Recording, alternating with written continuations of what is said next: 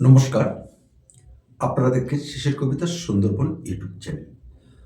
আর এই শিশির কবিতা সুন্দরবন ইউটিউব চ্যানেলে শিশির কবিতা পাঠকেন্দ্রে আজকে আমরা আমাদের সামনে যারা বসে আছে তাদের সামনে আমরা একটি অন্যতম বিষয় পাঠদান দেব। সেটি মূলত ওয়েস্ট বেঙ্গল স্টেট ইউনিভার্সিটির 5th সেমিস্টারের এডুকেশন মাইনর সিলেবাস। আর সেই মাইনর সিলেবাসের এডুকেশনের একটি অন্যতম তোমাদের টপিক আছে, সেটি হলো সর্বশিক্ষা অভিযান, SSA। এই সর্বশিক্ষা অভিযান থেকে তোমাদের একটা প্রশ্ন আসে এবং 2025 সালে যে তোমাদের 5th সেমিস্টারের পরীক্ষা হবে, যদিও 2025 সাল পরীক্ষাটা হবে না, তোমাদের 2026 সালে পরীক্ষাটা চলে যাবে। সেই 2025 সালের এই প্রশ্নটা কিন্তু ভীষণ ভীষণ গুরুত্বপূর্ণ এবং পরীক্ষা আসবেই আসবে। আর পরীক্ষায় আসবেই বলেই আমরা আমাদের পাঠকেন্দ্রে এই বিষয়টি আমরা আলোচনা করে দিচ্ছি। আর সেই সাথে আমার সাথে অর্থাৎ শেষের কবিতা সুন্দরবন ইউটিউব চ্যানেলের সাথে যে সকল ছাত্রছাত্রী জড়িয়ে আছে তাদের উদ্দেশ্য আমরা এই ভিডিওটা তৈরি করছি।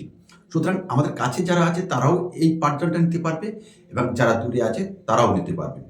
শুধু তাই নয়, এই পাঠদানের সাথে সাথে আমরা এখানে ডেসক্রিপশন বক্সে আমাদের যে অত্যাধুনিক যে নোটটা আমরা তৈরি করেছি সেই নোটটি কিন্তু আমরা পেস্ট করে দেবো, তোমরা সেখান থেকেও সংগ্রহ করে নিতে পারো।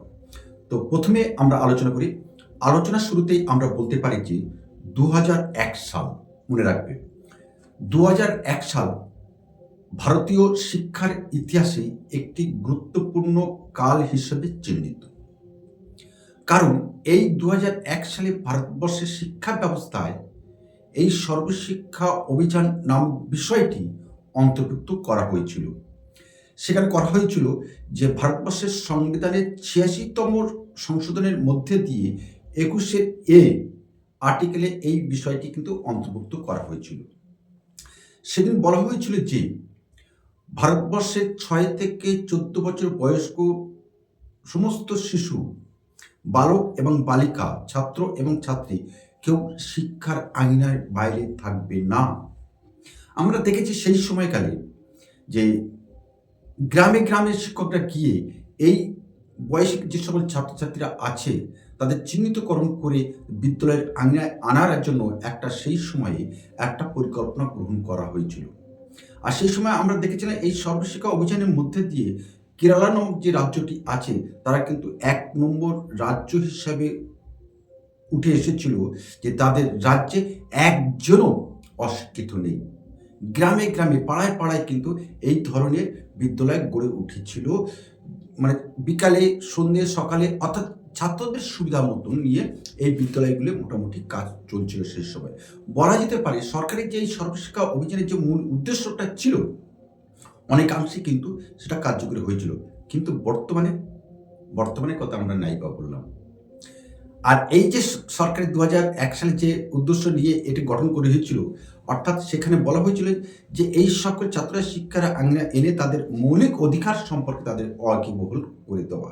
কারণ শিক্ষা আমাদের একটি মৌলিক অধিকার।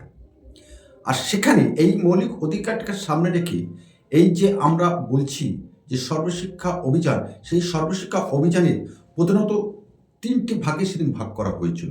একটি হলো প্রবেশাধিকার, 2 হলো অংশগ্রহণ, 3 হলো শিক্ষণের গুণগত মান বৃদ্ধি করা। আর এই 3টি ভাগকে সামনে রেখে সেদিন সর্বশিক্ষা অভিযানের যে উদ্দেশ্যগুলো ছিল সেগুলি আমরা পরপর সাজিয়ে দিচ্ছি, পরপর আলোচনা করে দিচ্ছি। আমরা ভিডিওটাকে ছোট করে আনার চেষ্টা করব, যদিও বলি আমরা চেষ্টা করব, কিন্তু এত কম সময়ের মধ্যে একটা টপিকস কিন্তু তুলে আনা যায় না বা সম্পূর্ণভাবে বলে দেওয়া যায় না, আলোচনা করা যায় না। তা তোমরা যারা আমার সামনে আছো ছাত্রছাত্রীরা, এইবার আমরা আলোচনা করব যে সর্বশিক্ষা অভিযানের যে মূল উদ্দেশ্য। আমি প্রথমে আলোচনা করে দিচ্ছি, তারপরে যদি তোমাদের এই বিষয় সম্পর্কে, এই টপিক সম্পর্কে যদি কোনো রকমভাবে তোমাদের প্রশ্ন মনের মধ্যে জাগরিত হয়, সেটি অবশ্যই আমাকে নির্দ্বিধায়, নিশ্চিন্তে, নিঃসংকোচে আমাকে জিজ্ঞাসা করবে। আমি আমার সাধ্য মতো চেষ্টা করব তোমাকে বোঝানোর জন্য। দূরগত যে সকল ছাত্রছাত্রী আমরা আছো তারাও কিন্তু ঠিক অনুরূপভাবে যদি কোনো প্রশ্ন থাকে এরপরে আমার আলোচনা পরে অবশ্যই ডিসক্রিপশন বক্সে তোমার বিষয়টি বলে দেবে, আমরা অথবা আমাদের হোয়াটসঅ্যাপে লিখে দেবে, আমরা তোমার প্রশ্নের উত্তর দেওয়ার চেষ্টা করব মাত্র। পারবো কিনা জানি না, তবে চেষ্টা করব মাত্র। সেখানে বলা হচ্ছে 1 নম্বরে আমরা 3টে ভাগ করেছিলাম। 1 নম্বরে ছিল আমাদের প্রবেশাধিকার। সেখানে বলা হচ্ছে যে বিদ্যালয়ে এই ধরনের ছাত্রদের অর্থাৎ 6 থেকে 14 বছর ছাত্রছাত্রীদের বিদ্যালয়ের যে প্রবেশাধিকার সেটাকে নিশ্চিতকরণ করতে হবে।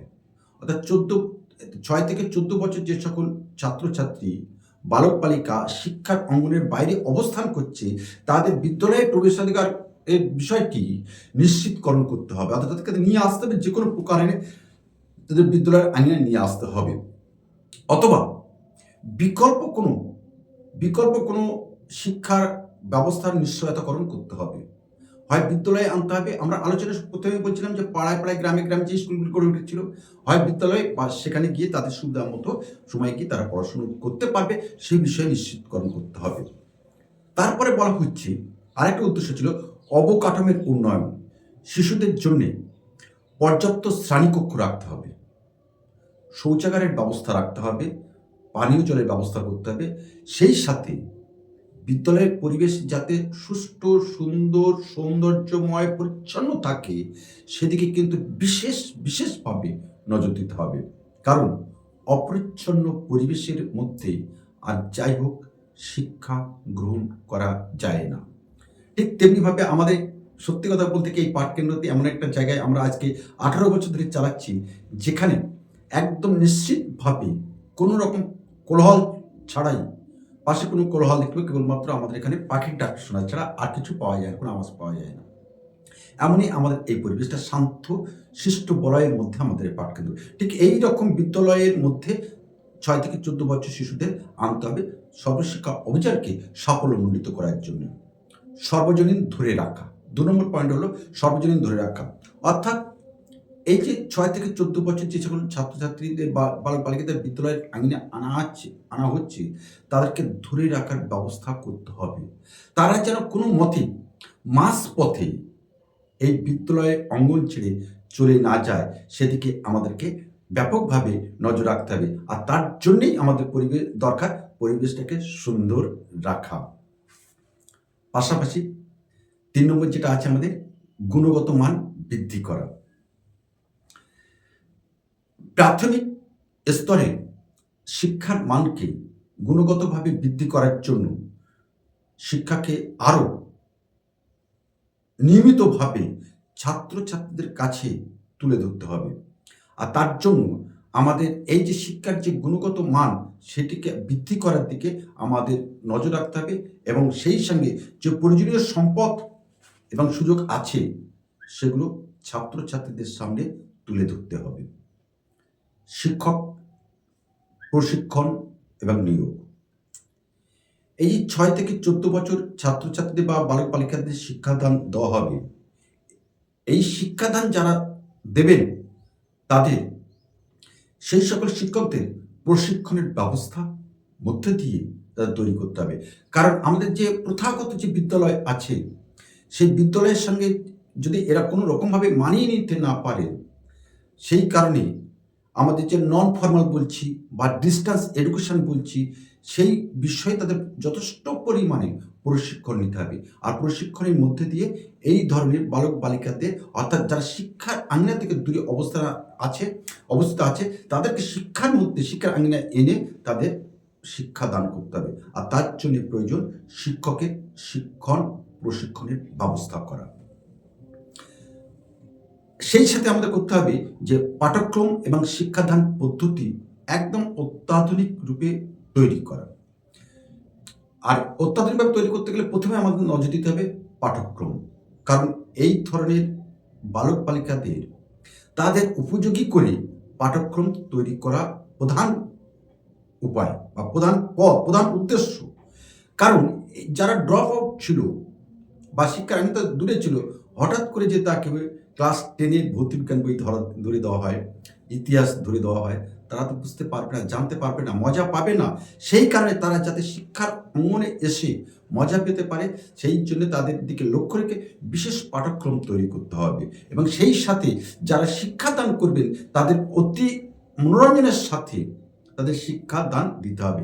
কারণ আপনারা জানেন কেজি স্কুলগুলো, যেখানে শিশুদের স্কুলগুলো আছে, সেই স্কুলের শিক্ষাদানের পদ্ধতি প্রবেলের তত্ত্ব কিন্তু সেখানে কিন্তু অ্যাপ্লাই করা হয়। অর্থাৎ যে সে শিক্ষা গ্রহণ করতে যাচ্ছে, তাকে যে পড়ানো হচ্ছে, এই বিষয়টা যেন ছাত্রের মাথায় না আসে। আর তার জন্য বিভিন্ন রকম উপকরণের মধ্য দিয়ে, বিভিন্ন রকম উপাদানের মধ্য দিয়ে এই ধরনের ছাত্রছাত্রীদের কিন্তু শিক্ষাদান দেওয়া হয়। তাদের নিজেদের অজান্তে তারা যে শিখে যাচ্ছে, এটা কিন্তু তারাও জানে না। এখানে আরেকটা বিষয় আমাদের লক্ষ্য রাখতে হবে। আমরা যেহেতু বলেছি ৬ থেকে ১৪ বছর, এই বয়সে যেমন বালক আছে তেমনি বালিকা আছে, অর্থাৎ ছাত্রছাত্রী আছে। অর্থাৎ ছাত্রছাত্রীদের মধ্যে, অর্থাৎ ছেলে বা মেয়ের মধ্যে যেন কোনো রকম বৈষম্যমূলক আচরণ বা বৈষম্যমূলক কোনো বিষয় যে তাদের মধ্যে যেন আক্রান্ত না করতে পারে, সেদিকে কিন্তু লক্ষ্য রাখা সর্বশিক্ষা অভিযানের ২০০১ সালে কিন্তু একটা অন্যতম উদ্দেশ্য ছিল। কারণ আমরা জানি ছেলে মানে একটা আলাদা যন্ত্র, মেয়ে মানে আলাদা যন্ত্র নয়। ছেলে এবং মেয়ে অর্থাৎ তারা পরিগণিত হবে এই শিক্ষার অঙ্গনে ছাত্রছাত্রী হিসাবে। সেই কারণে সেদিন একটা বিশেষ বিদ্যালয়ের উপরে জোর দেওয়া হয়েছিল, সেটা হলো কস্তুরবা গান্ধী বালিকা বিদ্যালয়। কস্তুরবা গান্ধী বালিকা বিদ্যালয়ের উপরে সেদিন গঠিত হয়েছিল, অর্থাৎ ২০০১ সালে। আর সেদিন এই কস্তুরবা বালিকা বিদ্যালয় গঠনের মধ্য দিয়ে যে বিষয়টিকে তুলে ধরা হয়েছিল, সেটি হলো সামাজিক বৈষম্য হ্রাস। কি সেটা? আমরা জানি আমাদের এই সমাজে, আমাদের এই পরিবারে, আমাদের এই রাজ্যে, আমাদের এই ভারতবর্ষে অসংখ্য মানুষ আছে যারা বিভিন্ন সম্প্রদায়গতভাবে চিহ্নিত। যেমন আমরা বলতে পারি তফসিলি জাতি এসসি, তফসিলি উপজাতি এসটি এবং অন্যান্য সম্প্রদায়গত আছে। এই ধরনের ছাত্রছাত্রীদের জন্য একটা বিশেষ ব্যবস্থা গ্রহণ করা। কারণ এই ধরনের পরিবেশ থেকে, অর্থাৎ তফসিলি জাতি, তফসিলি উপজাতি, এই ধরনের পরিবার থেকে যে সকল ছাত্রীরা আসে, তারা কিন্তু মনোগতভাবে, অর্থাৎ মানসিকগতভাবে, বলা যেতে পারে শারীরিকভাবে অনেকটাই কিন্তু তারা দুর্বল। আর সেই দুর্বল ছাত্রছাত্রীকে শক্তিশালী করার জন্য সেদিন কিন্তু এই সর্বশিক্ষা অভিযান নামক কর্মসূচিটি, অর্থাৎ ফ্ল্যাগশিপ প্রোগ্রামটি কিন্তু রাষ্ট্রীয় সরকার, আমাদের ভারতবর্ষের সরকার কিন্তু করেছিল ২০০১ সালে ৮৬তম সংবিধান সংশোধনের মাধ্যমে ২১A আর্টিকেলে কিন্তু এই সর্বশিক্ষা অভিযান বিষয়টি অন্তর্ভুক্ত করেছিল। যার ফলে প্রত্যেকটি ছাত্রছাত্রী এই ফ্ল্যাগশিপ প্রোগ্রামের মধ্যে সরকার আনতে পেরেছিল, সক্ষম হয়েছিল। পরিশেষে আমরা শেষ করব। এতক্ষণ ছাত্রছাত্রীদের কথা বললাম শিক্ষকদের কথা বললাম, বিদ্যালয়ের কথা বললাম, এটাই শেষ নয়। শেষ কোথায়?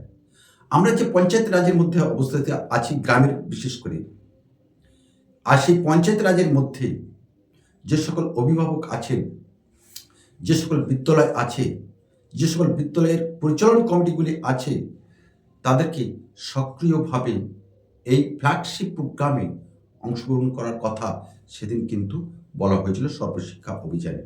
কারণ শুধুমাত্র একজন শিক্ষক বা শিক্ষিকার দ্বারা এই যে বৃহৎ যে পরিকল্পনা, সর্বশিক্ষা অভিযানের পরিকল্পনা সফল হওয়া কিন্তু সম্ভব ছিল না। সেই কারণে সেদিন রাষ্ট্রীয় সরকার পঞ্চায়েত রাজের কথা বলেছে, স্কুলের পরিচালন সমিতির কথা বলেছে, অভিভাবকদের কথা কিন্তু তিনি বলেছেন। স্কুল, শিক্ষক, ছাত্রছাত্রীদের পাশাপাশি এইগুলির উপরে তারা অত্যাধিক পরিমাণে গুরুত্ব আরোপ করেছিল, অর্থাৎ তাদেরকে এই অভিযানের মধ্যে তাদের অংশগ্রহণ করার কথা সেদিন বলেছিল সর্বশিক্ষা অভিযান। যার ফলে এই ধরনের এত বড় একটা বৃহৎ ভারতবর্ষের মধ্যে এই অভিযান বলা যেতে পারে সবটাই না হলে একটা ভালো অংশ কিন্তু সফল হয়েছিল সর্বশিক্ষা অভিযানের বিষয়টি। আর এখানেই আমরা আজকের আলোচনাটা শেষ করলাম। আশা করি আমার কাছে যারা আছে এবং আমার দূরে যে সকল ছাত্রছাত্রী আছে, সকলের কাছে আমি সর্বশিক্ষা অভিযানের যে সেদিন উদ্দেশ্য ছিল ২০০১ সালে, সেই উদ্দেশ্যটি তোমাদের সামনে তোলার যে বিন্দুমাত্র আমরা প্রয়াস গ্রহণ করেছি, হয়তো বা সার্থক হয়েছি বলে মনে করছি। যদি হতে পারি তাহলে অবশ্যই ডেসক্রিপশন বক্সে তোমরা সেটা, এই কমেন্টস বক্সে সেটা তোমরা আমাদেরকে জানিয়ে দেবে। তো আজকে আমরা এখানে রাখি।